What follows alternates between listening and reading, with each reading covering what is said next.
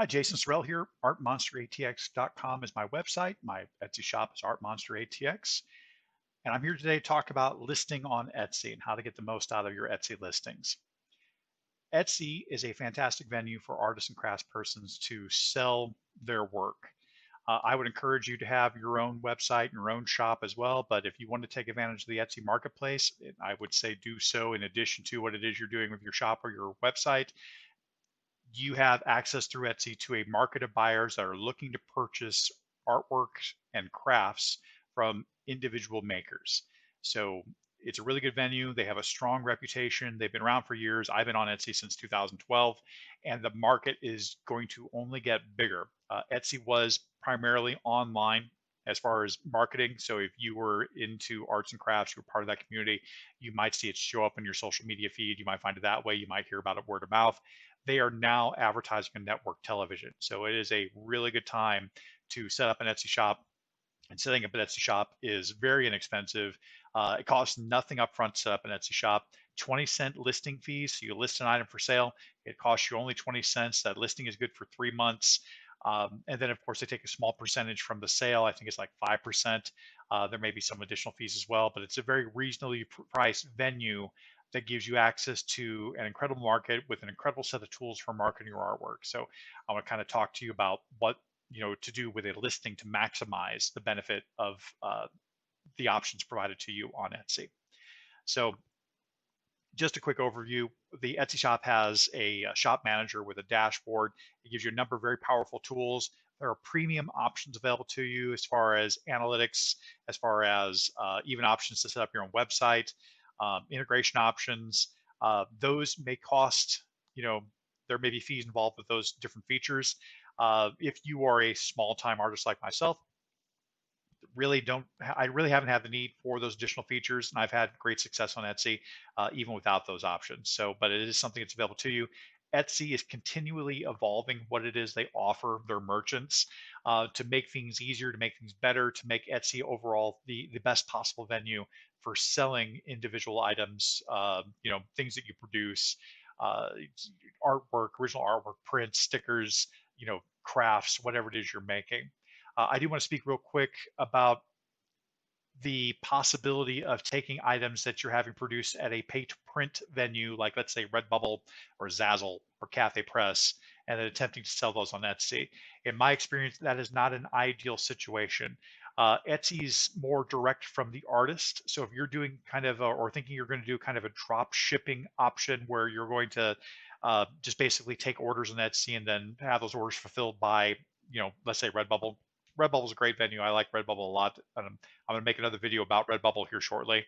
But as far as taking those items from Redbubble and selling on Etsy, let's say I sell stickers on Etsy. So let's say a sticker on Etsy, if I produce the sticker through Sticker Mule, my my profit margin is about 300% on that sticker. On Redbubble, which it translates to a few dollars. On Redbubble, the profit margin is a few cents. So if I have to pay a 20-cent listing fee on Etsy, and that's, it's a one-time 30 days, and I can sell as many items as I want during those 30 days.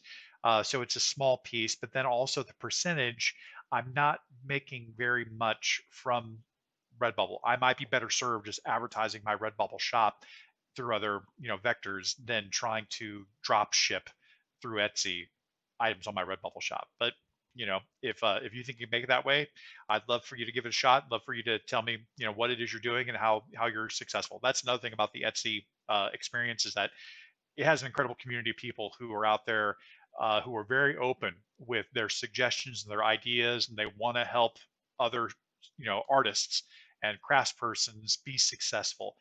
There is a community and help section. There are blogs. There's all kinds of information. So everything from how to take the best possible pictures or change your shop name or using tags to if you make a certain type of craft or whatever, or you need to do something with Photoshop, there's information about, from other, makers just like you talking about tips and tricks and things that might be of use to you. So if you join the Etsy community, I definitely encourage you to check that section out. The bulk I want to talk about today, though, are listings. So you list an item on Etsy, and just waiting on it to pull up here. There is a 20-cent listing fee, but you do not pay that listing fee immediately. You actually are billed that fee, and if you have made sales and then have funds pending, so they pay out every month. If you have funds pending, they pay out. And if if your billing cycle comes due before the payout, then they will take those fees from the payout. So if you're making sales in Etsy, you might not even see those fees. My way of managing the fees on Etsy, again, it's only 20 cents per listing, but I list quite a bit. So my way of managing those fees is that my listings are staggered. I pretty much list as I produce items for the market. So it's not I didn't list 30 things one day and then every 3 months I'm going to get billed for, 30 items, 20 cents a pop. Instead, it's usually just $3 or $4, depending on the number of items I listed during a particular period. So, that's again a way to manage that listing fee.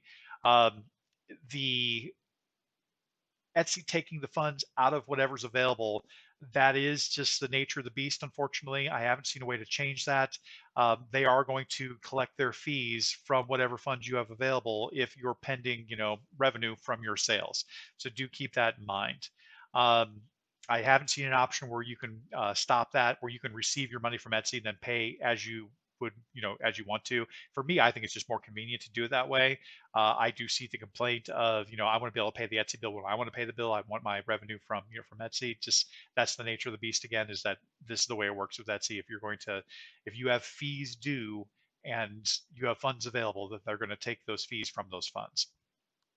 All right. So when listing items, Etsy provides as many different options as possible to make your item as easy to find on their search engine. So there's a lot of different vectors, a lot of different angles they look at as far as searching for item. You should try to take advantage of as many of them as possible. So here we have an art print that I created. This is the human spider art print, carnival kind of theme, tattoo kind of theme. With the options for photos, I would encourage you to try to use every one of these options they have available. Each photo section has like a suggestion. Here, size and scale, here, styled scene, here, variations. Each one of those sections is a suggestion. You don't actually have to put something in that particular slot that relates to that section.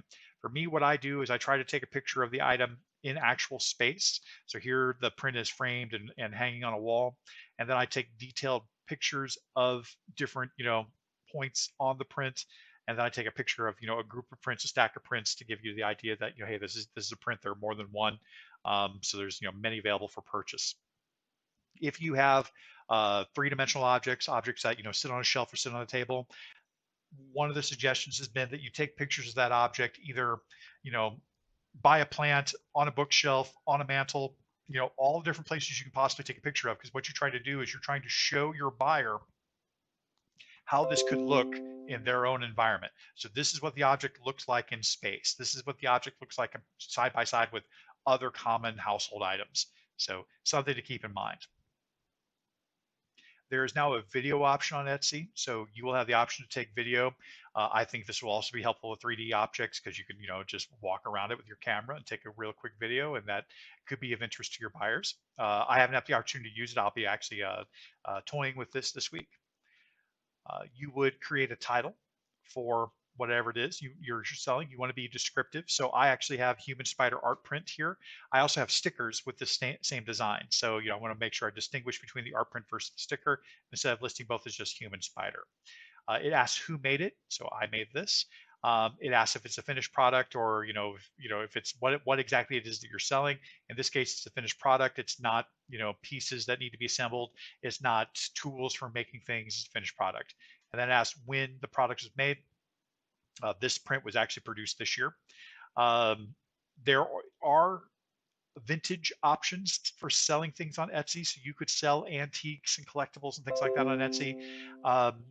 My friends who have done that have talked about their experience. It's hit or miss.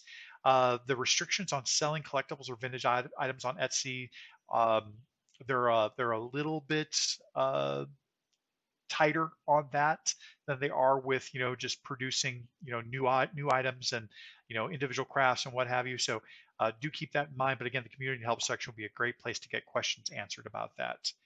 Um, So you can select a category. In this instance, this is a digital print. So the artwork was done digitally. Then I go to a printmaker and I actually have it printed.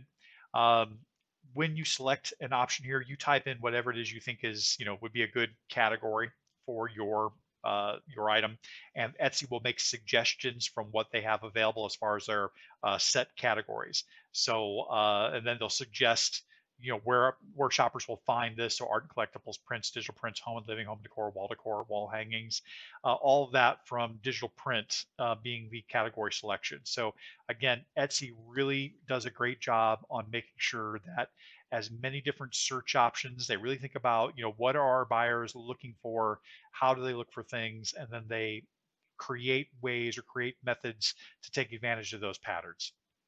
Primary color. So if you're selling an item that is, I don't know, a book cover, a piece of furniture, clothing, whatever it might be, you're going to have buyers who are going to be looking based on color. It could even be artwork, to be perfectly honest. So you could have buyers that are looking for something that matches the decor of that particular room, and that particular room is warm or cold or whatever it might be. As far as color scheme, you could take advantage of the primary color option to, suggest that this is the color that would be the main color that stands out. There's a secondary color option too for the same reason. Um, Subject. So you can select up to 3 subjects. So let's go ahead and do this right now. So fantasy and sci-fi would be a good subject for this. Horror and gothic would be a good subject for this. And let's see. I'm gonna go with comic because I'm inspired by comics and what have you. So selecting the subject, this again gives you your buyers another way to find you. So if I'm interested in sci-fi and fantasy things, or I'm interested in horror things, I can search horror in the Etsy search engine, and this item, once we save this, will actually come up. If there's a particular room that this makes the most sense in, we can go ahead and select the room as well. I'm not going to, because I think this could be anywhere, because I'm that kind of guy. Home style. So if you have if your artwork leans a certain way stylistically, I don't know that I would consider my artwork, or Art Deco, or no this word right here, but it's not, yeah, it's not not a thing for me here. I don't want to apply a certain style to that, or the style that I would actually have illustrative, or whatever, doesn't apply because it's not an architectural style. Um, this would be unframed. You put the size, so this is an 11 by 17 print. If there is a holiday this item relates to, so if this were more of a horror theme, I could actually select, let's say, Halloween. It's not, so I'm not going to select anything here. The occasion, if this were related to a particular life event, you can select an occasion that it relates to. Again, I'm not, I'm just kind of general for this particular piece. The renewal options. So you'll pay 20 cents every time this option is, or this item is listed. So you can have it automatically renew. So if I have a certain number of this item, and I think I have 99 of these printed, so I'll have 99. If I don't sell all 99 within the first 30 days, well, instead of having to come in and manually renew the item, I can set it up to automatically renew. I'll be charged 20 cents, but it'll just keep the item listed. Manual, of course, allows you to go, you know what, maybe I'm not selling as many of these on Etsy as I'd like. I'd rather not pay the 20 cents. I'm gonna go ahead and pull the item. Maybe it's an item that relates to a holiday. So if it's Valentine's Day, maybe you don't want that listed all year long. Maybe you only want it listed during the period of time that it makes sense to have that listed. But then, of course, the manual option might be best for you. You have a physical product and digital product option. So this is a physical print. I'm going to mail you a print because for this particular type of product, I want to control how that item is released out into the world. I want to make sure it's printed on, good cardstock, archival cardstock. I don't want it just to be printed on, copy paper and, framed or what have you. Not that there's anything wrong with that. It's just not me. With my tattoo flash, I have an entirely different opinion. I print on cardstock still for tattoo flash, but tattooers might just, the digital copy might be more convenient for them. So I actually give you both options. So in that instance, a tattooer could download that into a database, and then they present the tattoo designs to their customers through, a digital interface, a laptop, a pad, something of that nature. So, and it, makes it convenient also. They can resize and everything. They can take once they have that digital copy. I'm going to pull up a digital option here shortly to kind of show you that. It's because you upload the files, and then once the buyer purchases it, then they just download the file from what you uploaded. Description. So kind of, you want to kind of give a brief but thorough description of what it is you're selling. So in this instance, tattooing, I'm a tattooer. Tattooing and carnival and the carnival have had a long storied history. Just making that little bit of, hey, this is the reason that I designed this. Is the reason that I created this is because not only did I think it was a cool design and cool idea, but I have an interest in tattooing and I have an interest in the carnival, and how the two relate. So paying homage to that history. I sign and print. I signed a number of the prints, limited 99 copies. So the buyer gets a sense of where this is coming from, so that when they talk about their purchase, it's not just, oh, I just bought this cool print of this, this pinup with multiple legs and what have you, but also it's tattoos and it's a carnival, and it's the guy who did this is a tattooer, and this is something that interests him, and they know where I'm coming from. So the more description you place here, brief but detailed, so that the buyer can have a better sense of what it is they're buying, and it just makes it, they build more of a connection with you as a maker, as someone that creates, by getting more of a story from you about why this item exists. Um, so you have the option of selecting a section, and I'm going to create a print section because I've expanded my options for prints. So I'm going to create a print section. Let's go ahead and do that right now. So we'll just call that art prints. Save. So the art print section. So now if I were to go to my shop and I wanted to see all the art prints I have available, there's a section I click on. Same with stickers, same with original artwork. That's an option for people shopping in Etsy, is that I can look at, in a shop, I can look at a section instead of having to see everything they have. Your tags. So something to keep in mind with tags is that you only have 13 slots for tags. If you are producing mature content, as I often do, one of those tags has to be the word mature. Also keep in mind with your listing, the first listing cannot be a mature listing. When you are selecting your primary image, this primary image is where the thumbnail draws its image from. You will want to adjust your thumbnail to crop out anything that would be considered questionable as far as mature content. She's wearing a bikini here, so I'm not overly concerned about it. But you have 13 tags, 12 if you have to use the mature tag. The mature tag works to your advantage, as well as allows people to filter out mature items that they don't want to see. People who are sensitive to that. There are also people that, I want to see the mature stuff, so they go ahead and add that to their search. You want to try to use all 13 tags. So, again, think about what words would you associate with what it is that you have created that you're listing, and then, use those words, and also think about, maybe I'm not searching for a particular thing. Maybe I'm searching for you as the artist or as the maker.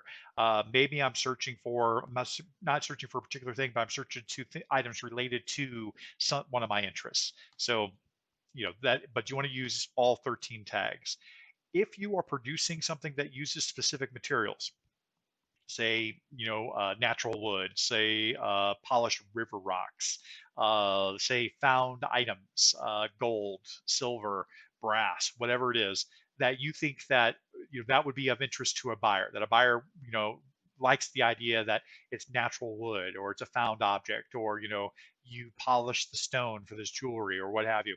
Um, this gives you the option of allowing your potential buyers to search for your items by material. It's not just in your shop, but the overall Etsy marketplace in this case. So they would be able to go, I'm interested in, your polished stone, and they could search, and then your pieces would come up because you're using polished stone in your the item you've listed. You obviously select price. You set the quantity. Again, as I mentioned, with the renewal, if you haven't sold out of the item, then if you set up automatic renewal, you'll be charged another 20 cents, and the item will continue to be listed until it runs out. Once it's at zero, then it's done. then you would create a new listing. You can update the quantity. And if you are one who sells at different venues, I would encourage you to periodically come into Etsy and update your quantities just to make sure that your inventory is accurate. You don't want to find yourself in a situation where you've sold something that you no longer have. Etsy does give you some options as far as if, let's say, you're selling at festivals or what have you, and you want to tie those sales to your Etsy inventory, you can do so, or just make sure that you come in and update the inventory periodically. There are options for variations. If you have different color variations, different color schemes, you can make that available in the listing. Personalization, if you customize the listing, customize the object, add names, add phrases, whatever. Personalization, you can make that an option. Your shipping, you can create shipping profiles. So if you sell the same type of items over and over again, the shipping's the same.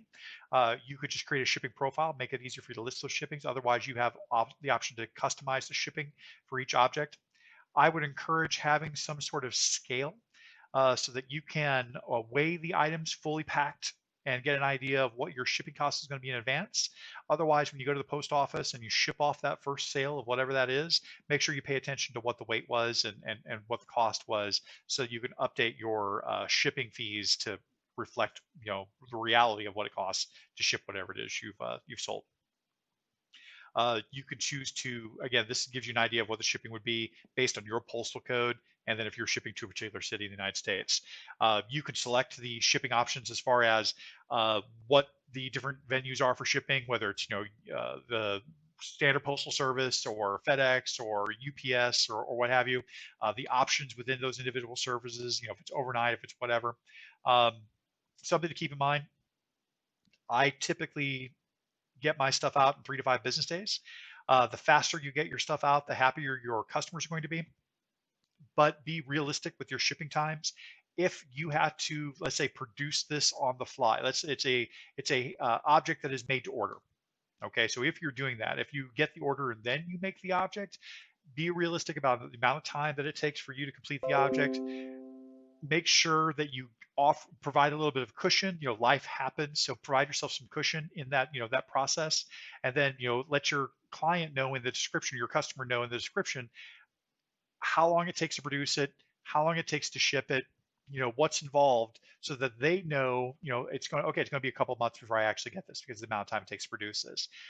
If you do set a shipping time, make sure you meet that deadline because the customer is going to reach out to you and wonder where their item is at, wonder why the shipping has not been updated, and they will reach out to Etsy to complain. So be as accurate as possible with your shipping times. Quick is better, but make sure that you're realistic about those shipping times. That is for the best interests of everyone. So this is, and then once you've got everything set up for the listing, you just click on publish, and it, in this case, updated the listing with the changes we made. So when listing items, I would again encourage you to take advantage of every option that's available to you, as many of the photo slots as possible. Use all the tags. If there's the video options available to you, make sure that if you can take a video of your object, just a 15-second video, that will be helpful. Select the subjects. Just use all the different options available to you. Have a complete description. This is the digital copy of a tattoo flash print. I wanted to talk to you about what we have going on here. I list in this description a link to the physical copy that I also sell on Etsy, and then of course the physical description has a link to the digital copy, so that if I'm searching for tattoo flash sheets, I can, if I find one, but I want a digital and this is physical, or I want a physical and this is digital, well, the option's right there in the description. Use all the tags. Wanted to show just basically, so this is what the digital file piece looks like. So here, once I create the digital listing, I select the digital option instead of the physical option. It gives me the option to then upload a digital copy of whatever it is that I'm selling. With Tattoo Flash, I sell both a color copy and the line work version. So you would get access by purchasing the Tattoo Flash, you would get access to both the color option and then the line work for making stencils. So to get the most benefit out of the Etsy marketplace, and the Etsy marketplace is expanding, so it's a great time to be an Etsy seller right now. But to get the most benefit out of the Etsy marketplace, you want to take advantage of as many of the free options they make available for your listings. So that means as many photos as possible. That means using all the tags. That means using a great set of descriptions. That means selecting all the options that help fine tune what that search engine will do for you. By doing so, you're going to increase your sales and your presence on the Etsy marketplace. My name is Jason Sorrell. My website is artmonsteratx.com. Please like and subscribe to this video if you enjoyed or found this helpful. I'm going to be creating more videos about this, about other venues, about other things related to selling online, artwork online. Check out my website. If you have any questions or comments, leave them in the comment section or feel free to reach out to me through my website. Thanks again.